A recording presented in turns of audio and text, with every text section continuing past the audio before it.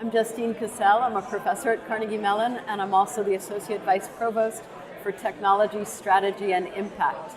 So the work that we're showing here today is kind of futuristic work. It's a virtual child, a virtual peer to real children. And we know that children learn many things better with their peers than they do with adults. And the virtual peer system is a way of taking advantage of that. In this particular instance, the virtual peer is teaching children who speak a non-mainstream dialect of English about how to think about where you might use what dialect. So the context in which you might use your home way of speaking and the context in which you might use your school way of speaking.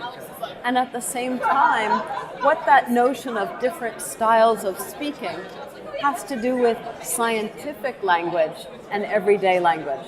So at the same time, we're helping children understand that in the school, you might want to use school English. And in science class, you might want to use evidence to support your hypotheses.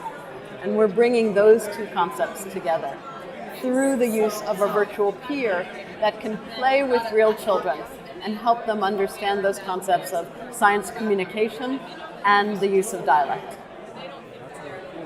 So is this being used in any schools yet?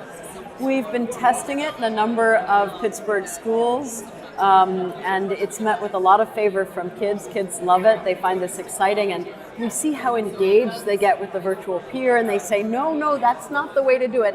I'll help you with this.